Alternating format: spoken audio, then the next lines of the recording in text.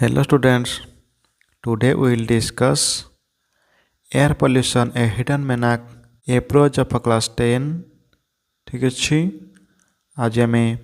दशम श्रेणी जो विषय एयर पॉल्यूशन ए हिडन मेनाक बा वायु प्रदूषण एक लुकायित विपत्ति ए विषय आलोचना करवा। ठीक अच्छी देखा कौन रही विषयटी ए lead in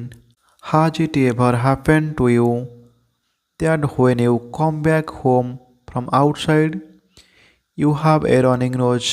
or you keep on coughing। तो has it ever happened केबे एभली घटिछि कि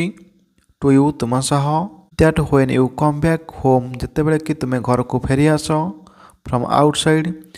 किछि बाहरु कौनसी काम सारी तुम घर को फेरी आस you have a running nose तुम नाकरु पानी गले कि और यू कीप ऑन कॉफिंग कि तुम काश हुए कि जो तुम बाहर किसी कम जो घर को आस तुम नाकरु पानी गले कि काश बेले किसी समस्या आसे कि हाव रेन ड्रप्स एवर टेस्टेड शोर हाव रेन ड्रप्स केवे वृष्टिपात को तुम चाखिच कि जहाँ खटा लगे बाहर अम्ल मिशी रही है कि तुम केवे परखिच कि when you are on public roads जिते बेले तुम्हें सर्वसाधारण सड़क पर थाओ you inhale a lot of polluted air तुम्हें कौन कर ना इनहेल तुम्हें श्वासक्रिया कर प्रश्वास रूपे नहीं थाओ a lot of polluted air तो बहुत प्रदूषित वायु को तुम्हें कौन कर ना श्वासक्रिया कर एंड यू फील अनइजी एवं तुम्हें असहज मन कर तुम्हें असहज अनुभव कर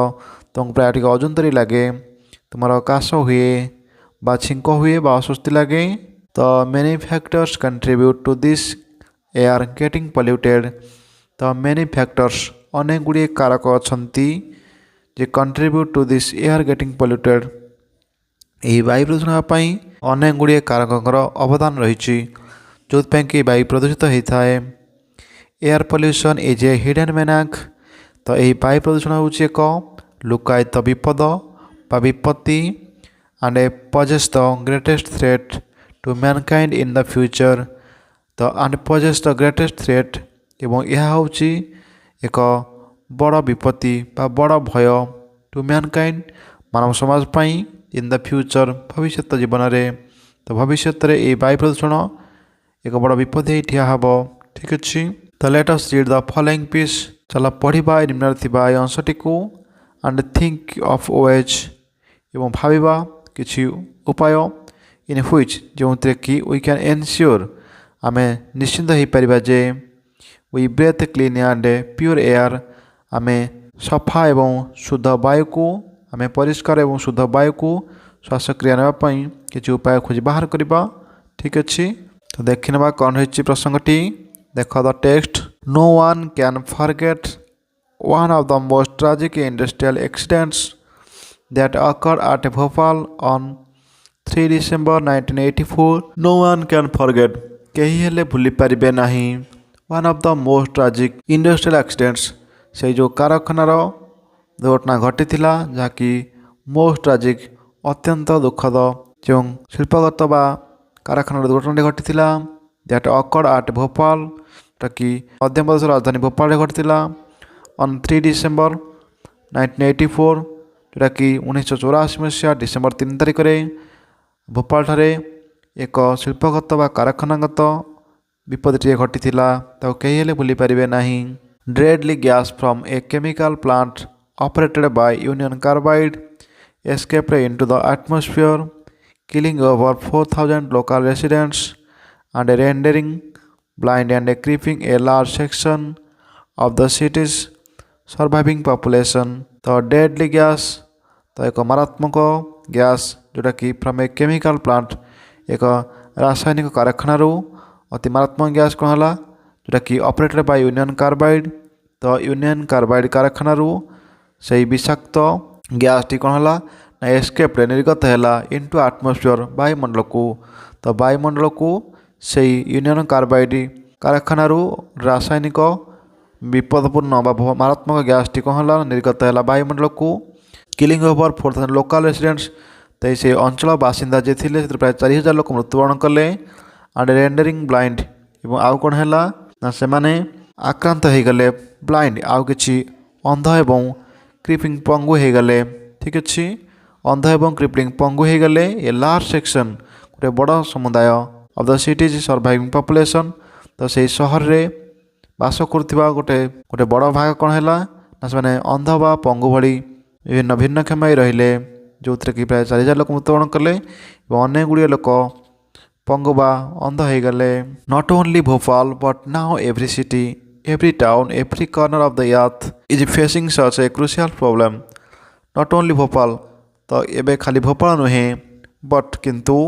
नाउ एवरी सिटी प्रत्येक सहर ठीक अच्छे एंड एवरी टाउन प्रत्येक नगर every corner of the earth पृथ्वीर कोण अनुकोण इज फेसिंग सामना करुछंती सच ए क्रुशियल प्रॉब्लम। तो यही गोटे प्रमुख समस्या एवं खाली भोपाल नुहे प्राय विश्वर प्रत्येक कोण अनुकोण प्रत्येक सहर में यही एक समस्या को समस्त सामना करुछंती। Every day every moment we breathe polluted air and may become a victim of air pollution. Every day प्रत्येक दिन एवरी मोमेंट प्रत्येक मुहूर्त वी ब्रेथ आम श्वासक्रिया करूँ पॉल्यूटेड एयर से प्रदूषित वायु को एंड मे बिकेम एवं हे आसू a victim of air pollution. तो आम से वायु प्रदूषण शिकार हो आसू ठीक अच्छे से प्रदूषित वायु आम एक पीड़ित हो जाऊ प्रत्येक दिन प्रत्येक मुहूर्त आम से प्रदूषित वायु को श्वासक्रिया करूँ एवं तार शिकार हो आम एक पीड़ित हो जाऊ ठीक अच्छे। ए man can live without food for a month without water for 2 or 3 days but he cannot live without breathing even for a minute। A man can live गोटे लोक बंची पार without food for a month खाद्य बिना गोटे मास गोटे लोक बंची भी पार without water for 2 or 3 days बिना पानी रे बा जल बिना से 2 ରୁ 3 दिन हुए तो बंची जाई पारिबो but he can not live किंतु जने बंची पारिबनी विदाउट ब्रीदिंग श्वासक्रिया बिना इवन फॉर ए मिनिट तो गोटे मिनिट पाई मध्य से बिना श्वासक्रिया बंची पारिबो नाही जदि वो जल बिना बा खाद्य बिना किसी दिन बंची जाई पारिबो। It is estimated that an average adult exchanges 15 kg of air a day in comparison to about 1.5 kg of the food consumed and 2.5 kg of water intake। तो it is estimated यह आकलन करा जायछि जे an average adult गोटे हाराहारी युवक जे कि exchanges विनिमय करिथाए प्राय 15 KG वायु गोटे दिन को in comparison to about 1.5 kg of the food तो कहा तुलन ना प्राय 1.5 kg खाद्य तुलन जहाँ किसी नहीं था ठीक अच्छे। तो दिन को भितर गोटे युवक 1.5 kg खाद्य खाला बेले से 15 kg वायु ग्रहण करें श्वासक्रिया करें and 2.5 kg of water intake एवं मात्र 2.5 किलोग्राम 2.5 लीटर पानी से ग्रहण करें ठीक अच्छे। तो आम गोटे हाराहारी नेले कि गोटे लोक दिन को 1.5 kg खाइला बेले 2.5 kg पानी पीला बेले 15 kg वायु से श्वासक्रिया माध्यम विनिमय करें। तो it is obvious that the quantum of pollutants that enter our body through respiration would be manifold comparison to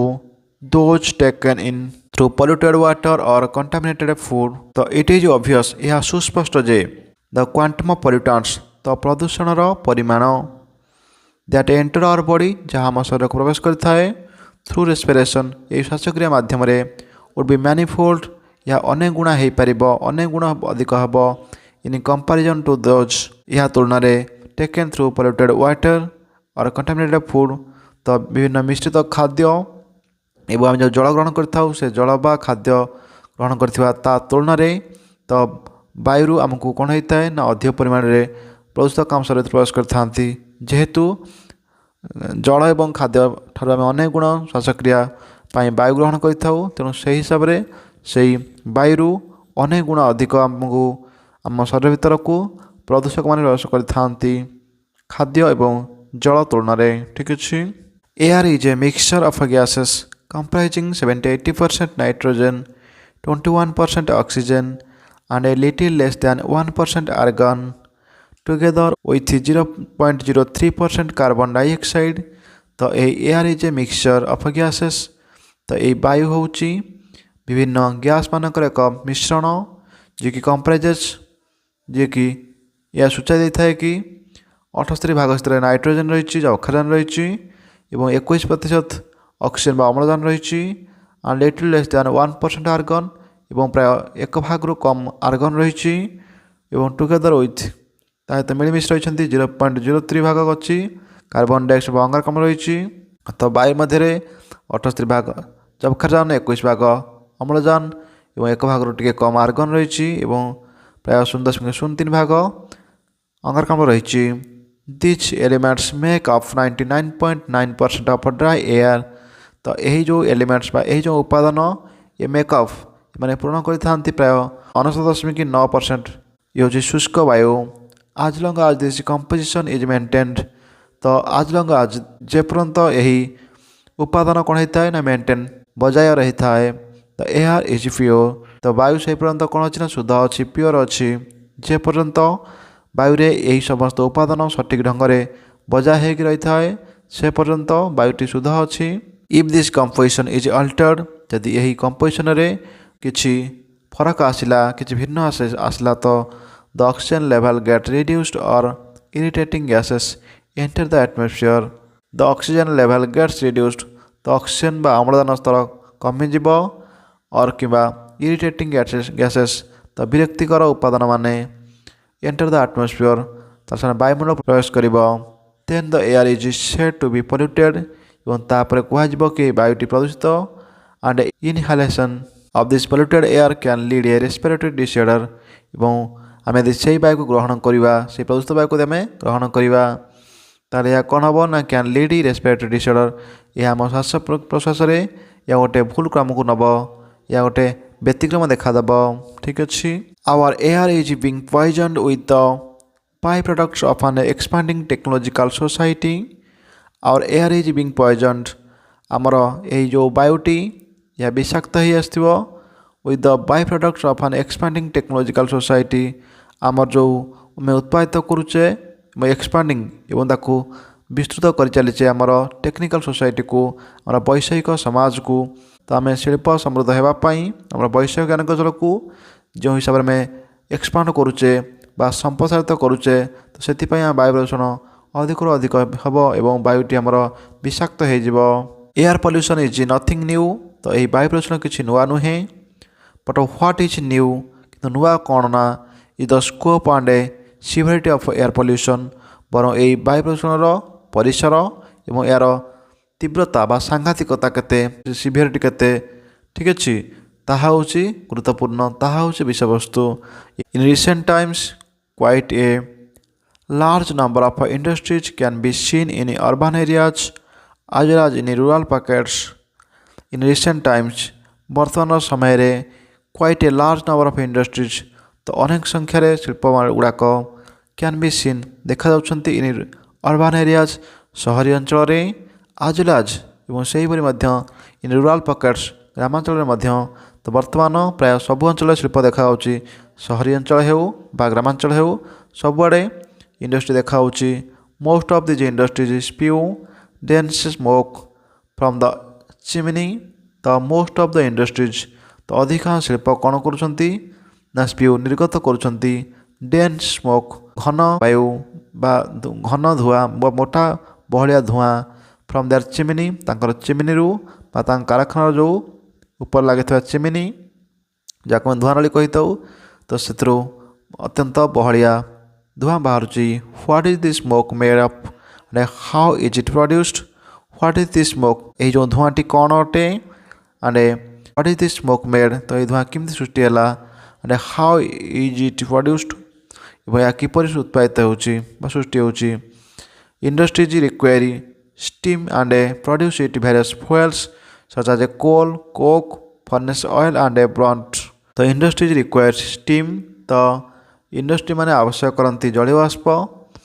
and to produce it या उत्पादन करने भेरियस फ्यूएल सच आज विभिन्न प्रकार इंधन जपरिक कोल कोयला बा कोक से कोयलार एक उत्पादित द्रव्य इंधन फर्नेस ऑयल बा विभिन्न भाती तैल आर ब्रंट जहाँ को जला जाए तो इंडस्ट्री गुड़ाक जो जल बाष्प आवश्यक हुए जल बाष्प तैयारी करने प्रचुर परिमाण में इंधन आमको जालिया पड़ थाए जो द्वारा कि पानी गरम हो जलवाष्प हो जलवाष्प टर्बाइन घुराइब। तो ड्यूरिंग बर्निंग तो जालिबा समय आलंग विथ हिट से उत्ताप सहित स्मोक इज ऑल्सो प्रोड्यूस्ड से कौन हुए ना प्रचुर परिमाण में धुआं सृष्टि होता है। Where does this smoke go तो यही धुआं गुड़िक केउठाकू जाती apparently it disappear in a short time. तो जदिओ गोटे पक्ष कहवाई गले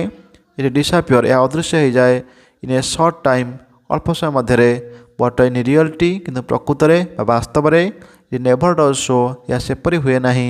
जदिओ यही धुआं कि समय पर अदृश्य हो जाए किंतु ता सेपरी हुए ना। Instead it mingles with an atmospheric air and pollute it. तो इनस्टेड यह परिवर्ते कौन हुए ना इट मिंजल्स यह मिसी जाए विथ द एटमोस्फेरिक एयर वायुमंडल थी वायु सहित यह मिसी जाए एंड पॉल्यूट इट एवं यहाँ प्रदूषित कर दे थाए। यही धुआं अधिक उच्चतार थिबा हेतु आमको देखा जाए ना किंतु किछ समय पर अदृश्य हो जाए मात्र वायुमंडल थी वायु सहित यह मिसी जाए एवं यहाँ प्रदूषित कर दे थाए। We respire this polluted air आम कौन करूँ ना से प्रदूषित वायु को श्वासक्रिया करूँ जोटा कि कंटेनिंग ऑब्नॉक्सियस गैसेस आस एंड डस्ट पार्टिकल्स ता कौन करें ना सूचाई थाए कंटेनिंग धारण करें ऑब्नॉक्सियस अर्थात मारात्मक गैस गुड़ाक। ठीक अच्छे आम से प्रदूषित वायु को श्वासक्रिया करूँ जे कि विभिन्न मारात्मक गैस को धारण करें आस पाउंस एवं डस्ट पार्टिकल्स एवं धूलिकणा को धरी रखी थाए आम से श्वासक्रिया कर without our knowledge our lungs slowly become garbage dumps for this pollutants. Without our knowledge आमर अजणारे आम ज्ञानर बाहर आवर लंग्स आमर फुसफुस कौन हुए स्लोली बिकेम धीरे धीरे हो आसे गार्बेज डम्प्स गोटे अलिया गदा फॉर दिस पोल्यूटेंट्स यही प्रदूषण कारण आम कौन हुए ना आम अजाणत आमर फुसफुस गोटे अलिया गदा हो जाए एवं आम तार शिकार बनी जाऊ। ठीक अच्छे thermal power stations are rated the first among the industries that discharge high amounts of smoke and ash. Thermal power stations तो तापज विद्युत केन्द्र गुड़ाक जे कि are rated the first among the industries जे कि समस्त शिल्प मध्य प्रथम आसबे that discharge high amounts of smoke and ash जे कि अधिक परिमाण में धुआं एवं पाउंस परित्याग करती। यही तापज विद्युत केन्द्र गुड़ाक अन्य तुलन में other significant industries contributing to the air pollution are cement steel and over processing industries. Other significant industries अन्य गुरुत्वपूर्ण शिल्प गुड़ाक हेले जे कि contributing to the air pollution जे कि वायु प्रदूषण अवदान रही मैंने वायु प्रदूषण करुँच कौड़ाक ना are cement steel and over processing industries. तो सीमेंट कारखाना और स्टील एवं जो मैंने ओवर प्रोसेसिंग जो मैंने विभिन्न खनिज पदार्थ को मैंने कौन करती ना प्रोसेसिंग कर कंचामाल प्रस्तुत करती से गुड़ाक अधिक परिमाण में प्रदूषण सृष्टि करती। Some of the chemical industries also releases toxic fumes into the air along with smoke. Some of the chemical industries अनेक केतक रासायनिक शिल्प रही जो मैंने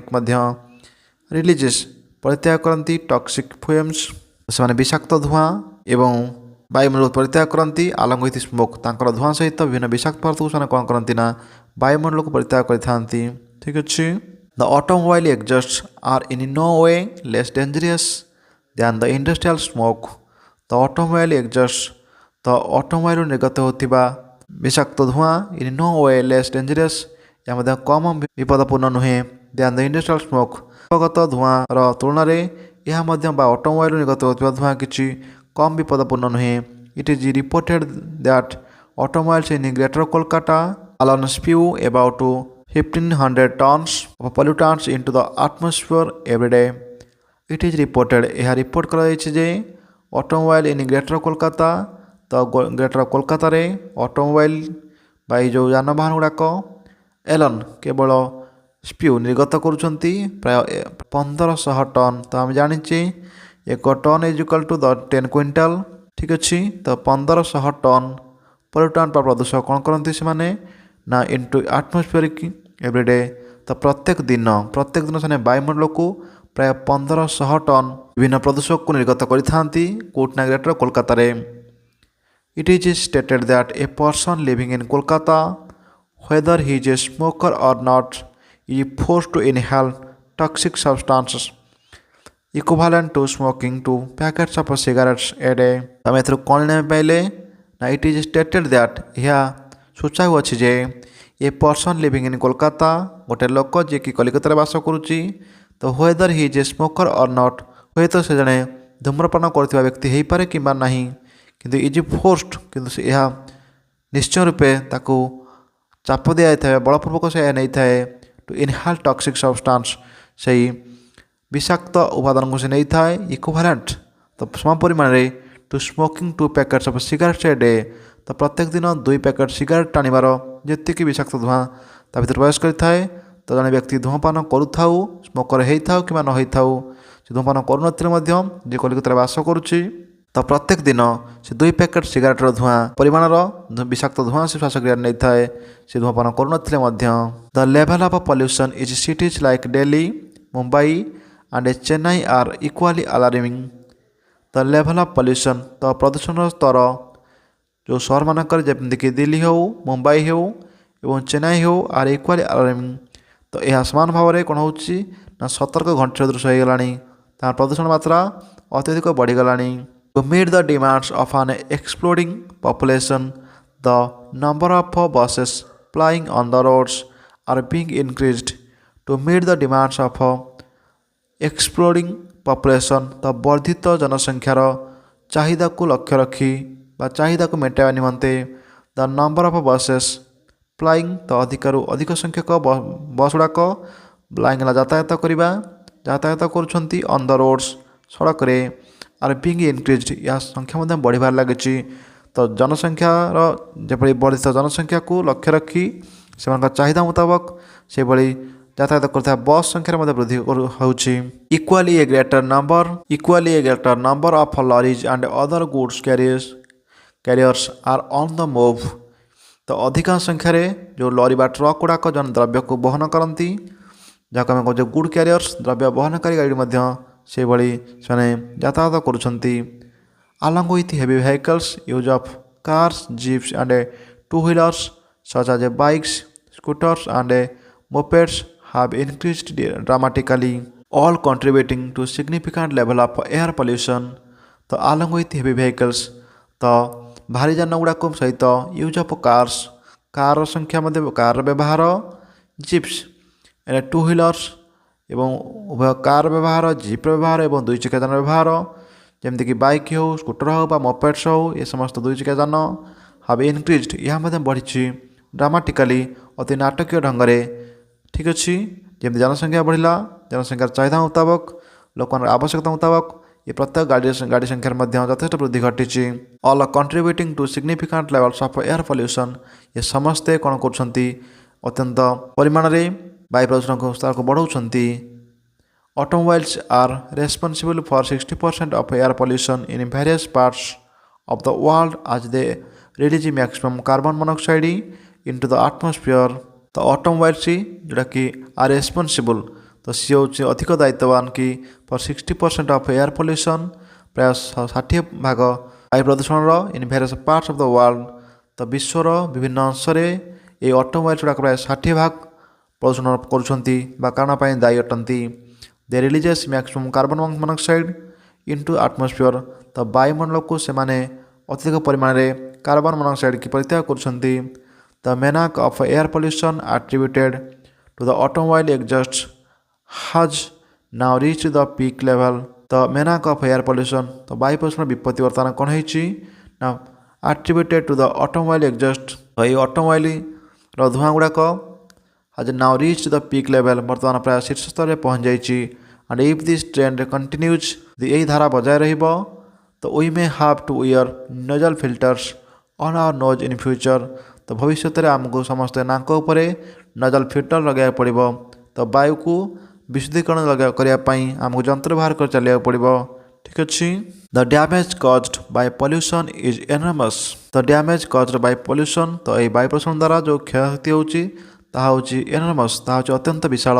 इन money alone it represents a loss of billions of dollars each year यदि टंकार कहवा ताले इट रिप्रेजेंट्स या सूचौछि जे a loss of billion of dollars each year प्रत्येक वर्ष प्राय बिलियन डॉलर क्षति होउछि एही वायु प्रदूषण जोगु। Many flowers and vegetable crops suffer ill effects from car exhaust gases. तो अनेक गुड़िए फूल एवं पनीपरिया उत्पादन कौन होची ना से क्षतिग्रस्त होउछन्ति नष्ट होउछन्ति तापर इल इफेक्ट पड़ुछि कुप्रभाव पड़ुछि फ्रॉम कार एक्सॉस्ट गैसेस। तो कार निर्गत होता गैस जोगु फूल